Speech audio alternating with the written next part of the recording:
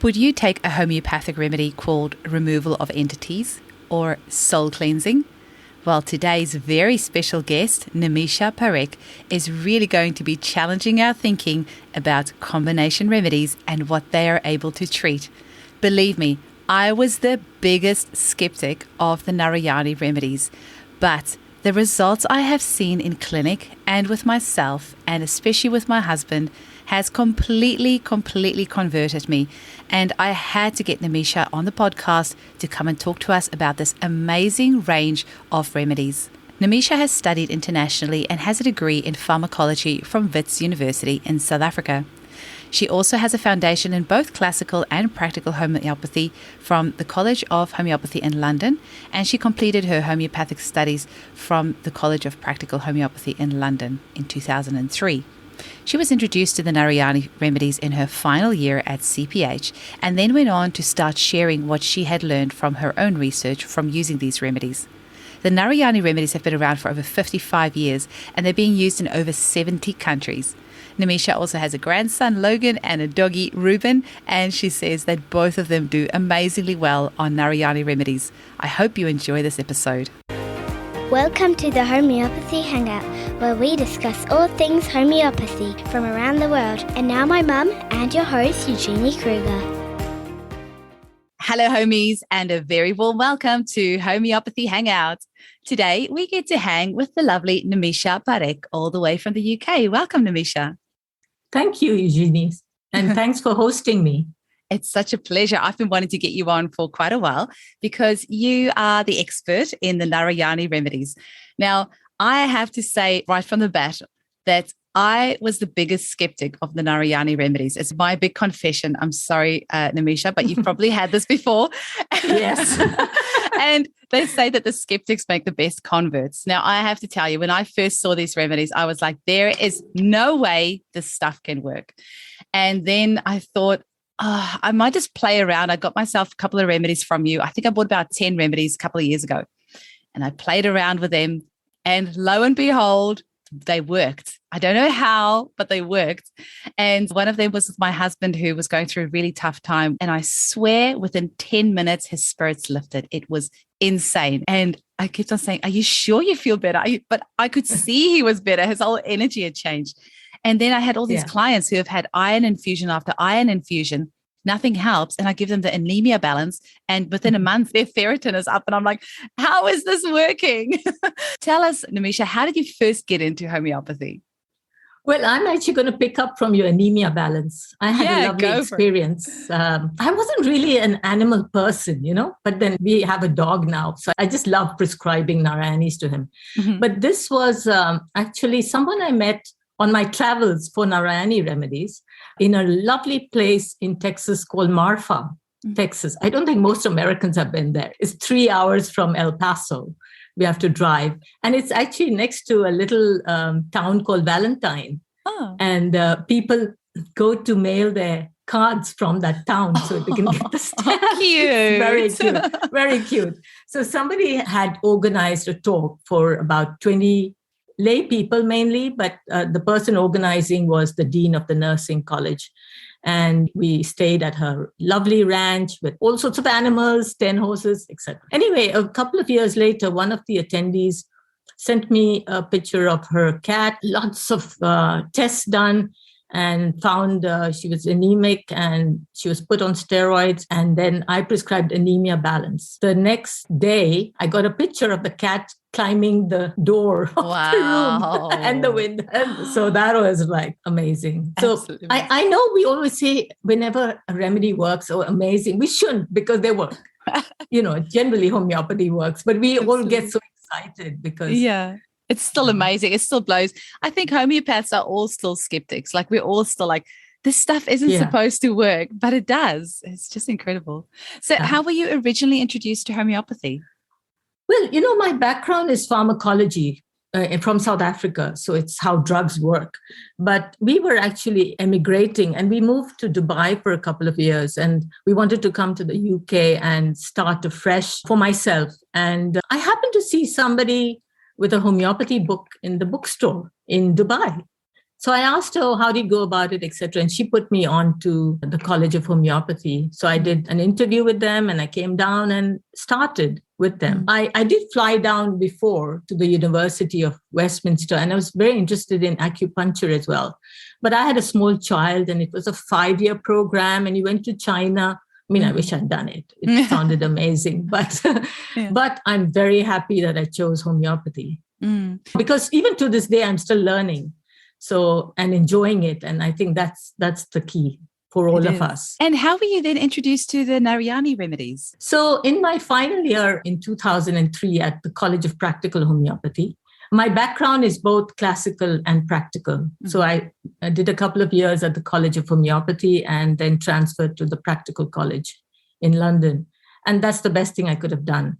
So Robert Davidson, who's an icon actually in the UK, and he was a maverick. His teacher was Thomas More, and maybe you can look that up. And there's a really good book by someone I'll recommend on the homeopathic history of the UK. And Thomas More had started with combination remedies. And then Robert came across the Narayani Remedies. And in kind of the final weeks when everything was just, we were graduating, he introduced us to these. And we were like, wow, 50M, 1M, we're so excited. And I came home and tried looking for the information. There wasn't much. So I kind of then forgot about it. And then Robert was, as I said, a maverick and he could get away with stuff. So he had a so-called webinar, but he didn't really do much teaching. He just basically distributed the remedies to the groups. So in 2004, after I had a break, I went back to the college and I kept in touch with Ellen Kramer, the new director, who actually has helped me take the Narayanis to the next level. And I'm always thankful to her because she's a very sharing person and she's very dynamic. So I said, I'd like to stay in touch with the college. And she suggested I put together this graduate forum. So I did, and I started inviting speakers. So one day she said, why don't you speak on the Narayani Remedies? So I went back and started researching, and it blew my mind because, as you know, I'm from South Africa. I think you are too. Right? Yeah, but I didn't know that you were from there. Yeah, so because I've never studied there, so I don't have the accent maybe, but I was born there. Yeah. And I actually went back for my university education. So I did pharmacology at Wits University. Okay. Yeah, I left when I was 17. So did my last year. So I left when I was a baby and for my, just kindergarten, etc. But anyway, so when I started doing the research, I found that it went back to the Divine Life Society, which is a very spiritual society. And it blew my mind because when I saw the picture of Swami Shivananda, it brought back the memories of this book in my dad's living room. He was a patron of the Divine Life Society. Wow. And I lost my dad when he was 56. So this just had a special meaning for me that he's looking, over my shoulder and pushing me to do this. So even till today, I'm so passionate. And I think he would have been very proud of what we've achieved. Then I kind of traced it back and sat with Ellen, and she can speak on anything. And we put together this seminar because that, of course, we're doing it live. And I even have her email saying, okay, now just do the PowerPoint and go for it. So I did. So that's how I started speaking on the Narayanis and using them, getting the remedies. And I would go to the college on weekends. And to date, I've been invited to speak at 30 different venues. I myself have hosted about 30 seminars at the college because Ellen and her husband were very generous, would let me use the premises. So I've been doing this since 2006. And then I went internationally as well. I'm one of your speakers, Mette, invited me to Denmark. She organized. And Mette and I did a one-to-one. I did that with certain people where they were homeopaths. So I did a one-to-one call and shared my PowerPoints with them. And they went on to teach people around them. Wow. So she did it in Denmark. And in fact, she said that the feedback was so good that some people signed up for homeopathy just based on that. So that was great. There's another German friend of mine who was here. She did the course and she's now teaching in Germany. She translated the book for me. People are just doing that sort of stuff. So it's kind of really spreading the word. Incredible. So I have a lot of people to thank for, a lot of people, a lot to be thankful for, and a lot of people to thank for taking this to the next level, helping me take it. So Swami Narayani actually was part of this religious order. Swami means the enlightened one, the leader. But she was actually Norma Harmon going to the spiritual center in Benoni in South Africa. So the next in line was, these are difficult names, but they are in the books. So I like to talk about them so people can make connections. Yeah.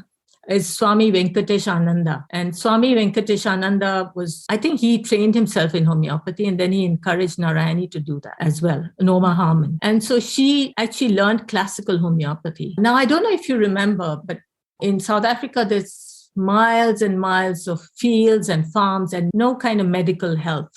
So at that time, actually, in the 70s, kind of parallel to Narayani, but not, of course, having any contact with her. I was at the medical school learning pharmacology, and we had a little medical clinic going on the weekends.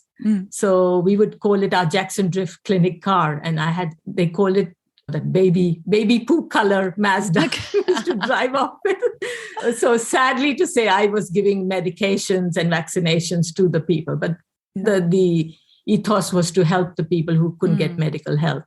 So I was kind of familiar. And that again just stopped me in my tracks, because I could totally relate to that she was going out to these farms.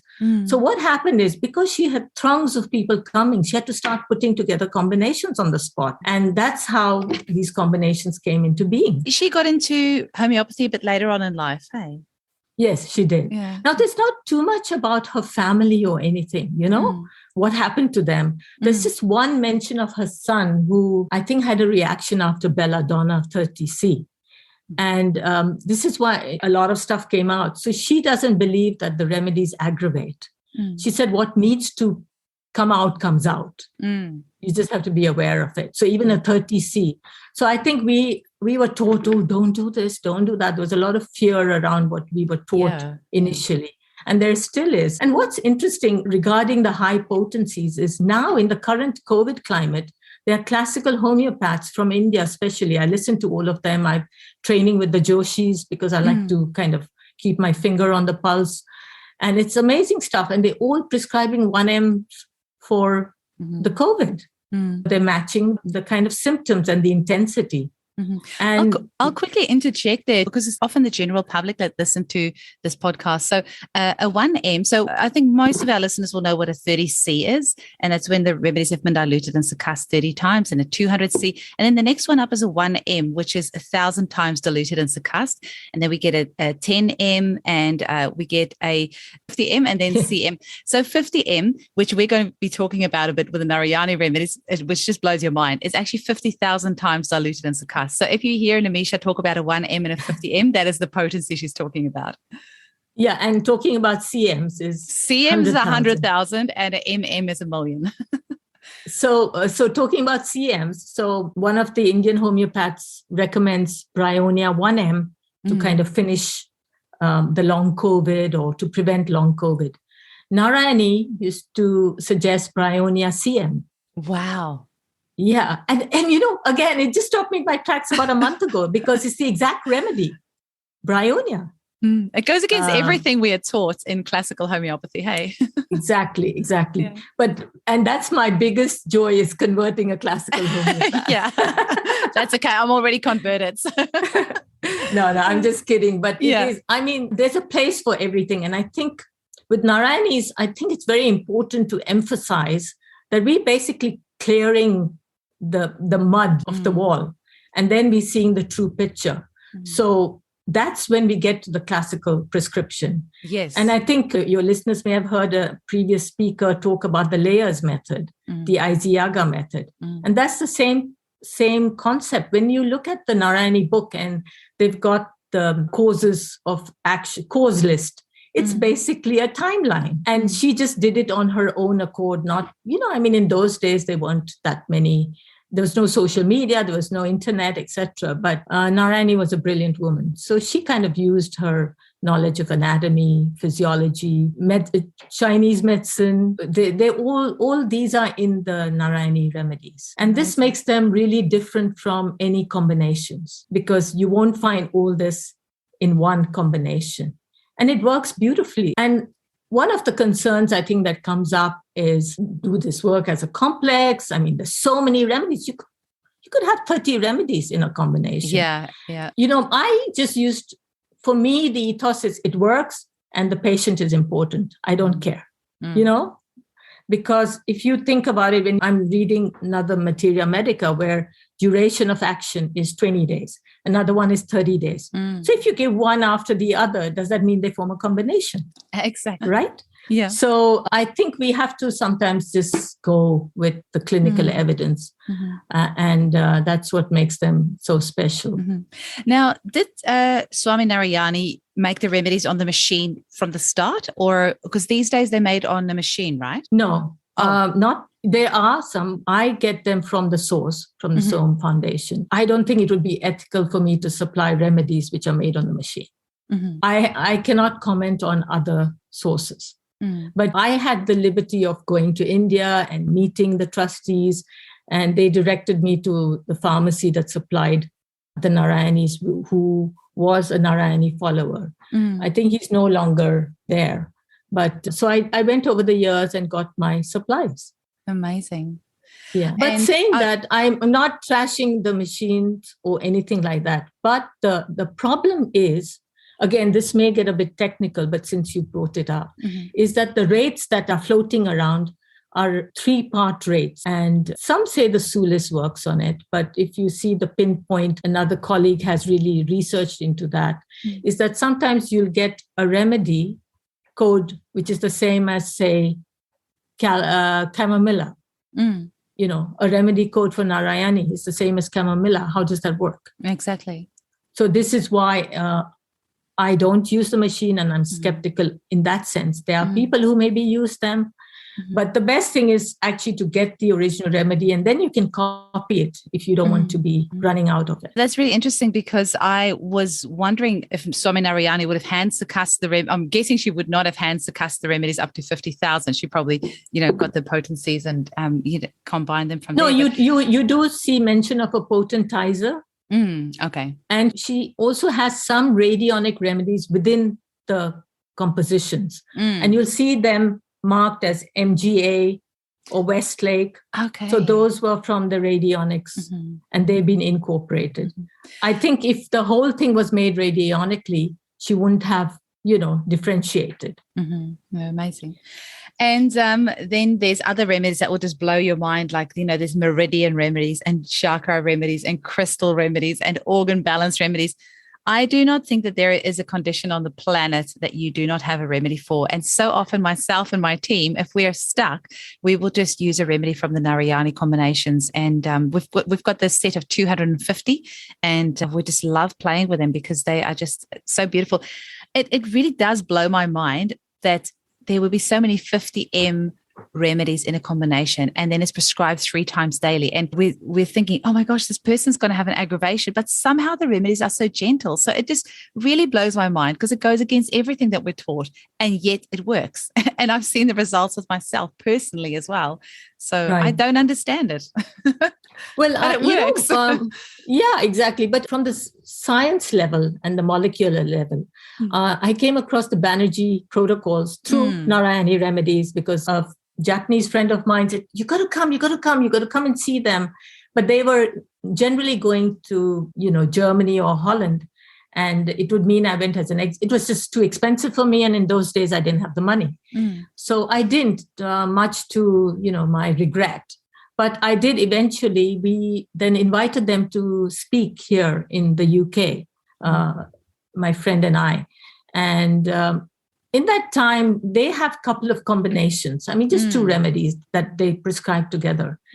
And they mentioned that they had actually had this analyzed, and the integrity of the remedy is kept. Each one retains their own molecular structure. So again, through Narayani, I went to Germany for a conference, and I met Professor Rajendran. You got to look him up. He's a great guy. He's a great guy. He's worked with Ty Bollinger. Yeah, I know about him, actually. Yeah. And the Children's Defense. And I don't know if he's involved with them, but he's met Robert Kennedy. And he's got those serious badass microscopes that he's found. Exactly. So he was speaking at the same conference that I was, and it was a small conference. So we got to know each other quite well, and we've been in touch. And he's shown that, even in 1M, there are particles. So I think I like to correct this notion about Avogadro's number, which we talk about and which we've been taught. And I can still hear the pharmacists talking about it. It drives me mad. Because it's a law from, I don't know, 1800 and something. And we've moved since then. And Professor Rajendran has shown that even, I think he's gone up to at least 1 m, and you can see the particles of the remedies in there. So it kind of makes sense why they work. In my first online course I did, I actually have some slides from his talk with Ty Bollinger, and it's really fascinating how you can see the particles in there. So yeah, it's really amazing. So, I mean, have you got maybe some case studies that you want to tell us about of how you've used these remedies and what sort of results you've seen in clinic? Because you have got anything from anemia and allergies to sinus stuff and stress and absolutely everything in between. Have you got some studies from your clinic that you want to share with us? Oh, I've got one at the moment. Sometimes people send you their life history. This is like a really long life history. And then you've just got to do a timeline and start with what's most important. But what I find, actually, and I do this in my talks as well, is I step back and take a bird's eye view of what's going on. And I've come up with a group of background remedies. For example, acidity mix is a background remedy. So this was in my early days. I had a chiropractor. You think he would know better, being a little bit in the medical field. He was having about 10 coffees a day. He had psoriasis and, just really bad skin. So he came to me for the bad skin. So I took the case and then I gave him some advice that you need to start replacing the coffee, 1 coffee with 1 water, and slowly cut it down because it's acidic. So that was a practical lifestyle change. I gave him acidity mix as a background remedy to, balance his situation. And then I gave him a skin mix for his symptoms. So that's how I work. They generally to be taken at different times, but you can put 4 remedies in a bottle if it gets too faffy, but they should be addressing the cause, the same thing. If you have a knee pain and you have the skin thing, they're not related. If they're not related, you keep them separate. And his skin cleared up. Beautiful. Actually, I do love that about your book as well, because if you're looking up a condition in the book, it will suggest other remedies to use alongside that. You can see there's a lot of thought that went into this. Well, that I'll put my hands up. I've just copied and pasted from Narayani's just to make it an easy read, because especially in the clinic, when you're looking something up, the 2 books are amazing and they have a lot of information. So I would suggest that anyone using Narayani would get those as well. And, we sell them with the kits. And that's how we're kind of supporting the Soham Foundation as well. They have a lot of information, but they're a bit difficult to read because you'll have a certain group of remedies in one section and then in another book. So we've put them all together and made it easier. And at the back, actually, I have an index. I've got of the conditions and the groups of remedies you can use. Yeah. So that may be quite useful. It really is. So Nimisha, is there anything else that you want to tell the public or the homeopaths listening to this about the Narayani remedies? Well, they've been around for 55 years. They're being used in over 70 countries and they work. So I think just be open-minded. Don't be scared. I think that we have a lot of fear. Oh, this will happen. And as I mentioned, Narayani had an aggravation with her son using Belladonna 30C. And Narayani feels there's nothing like an aggravation. It's a pull-out. It's stuff that needs to come out. Of course, we have to be able to manage it. And Narayani also used dowsing. So anyone who uses dowsing or kinesiology, the remedies test really well with kinesiology. They always come up. And dowsing is fun to do. We did that. And that reminds me of my friend Sheila Sullivan, who is a homeopath, but she's a dowser. And we did a seminar together with the Narayani remedies and dowsing. And she explained her experience of how the higher energies, like the 50 M's, especially the spiritual ones, lift the person so the lower energies can't remain. And that's been her experience. So I was very skeptical about what we call the psycho-spiritual remedies, which are part of the Soham combinations.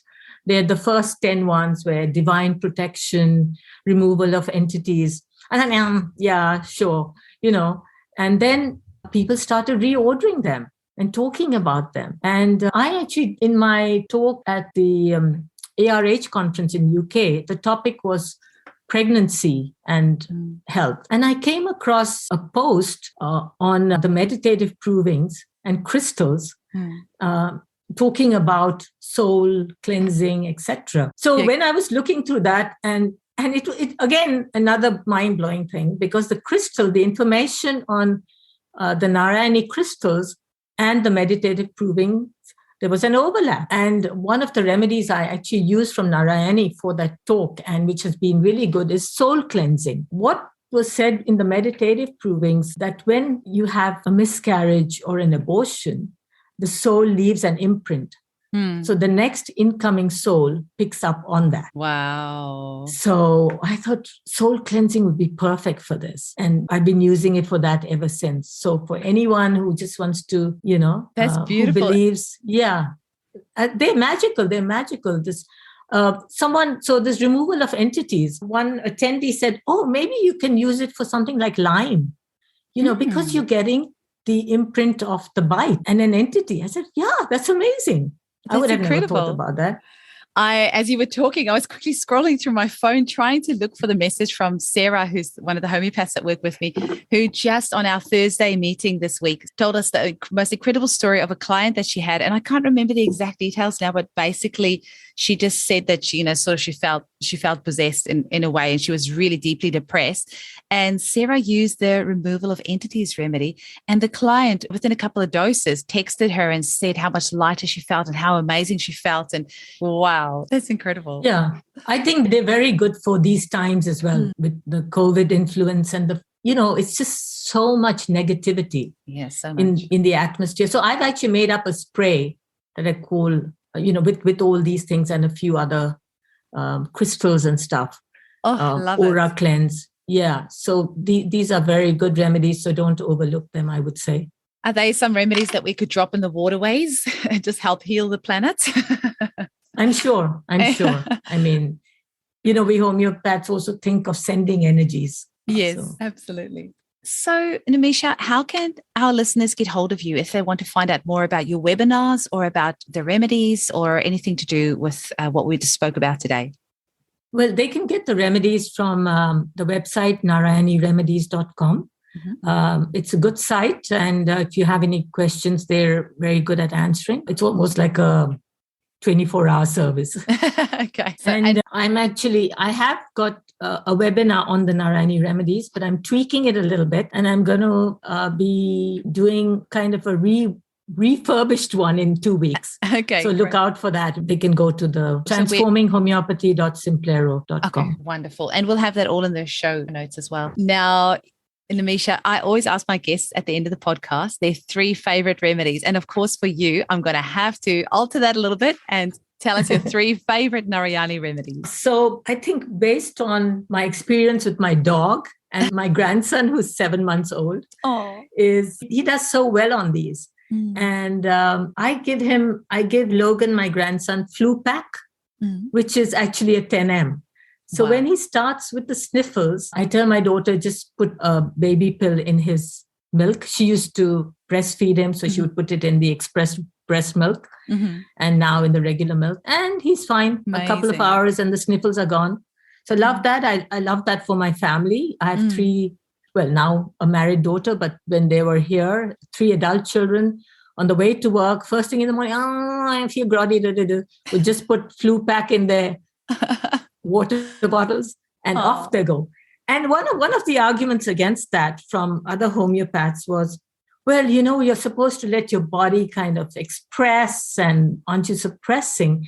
And I talked to another experienced homeopath, and he said 9 times out of 10, the remedy will work if it's not a major thing that needs to be done. But if your body needs to just detox and rest, the remedy won't work.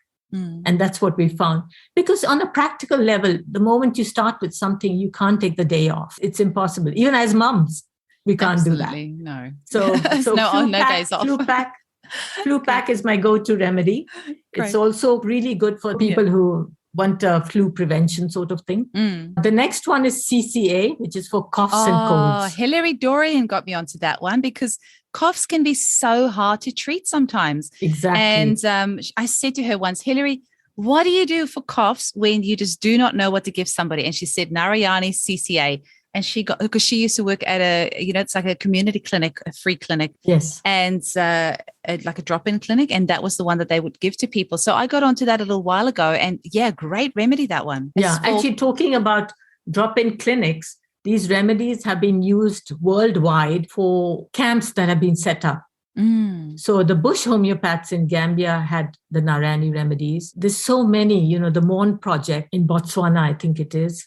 And then when there was the refugee crisis, there were homeopaths going out with these remedies. They were doing such a great job going across to France. There's a group in Greece that's doing this. I had someone from Spain doing it for the refugees. And they said the blood pressure, this gentleman said, I would have never believed it. But within 2 days, the blood pressure was done.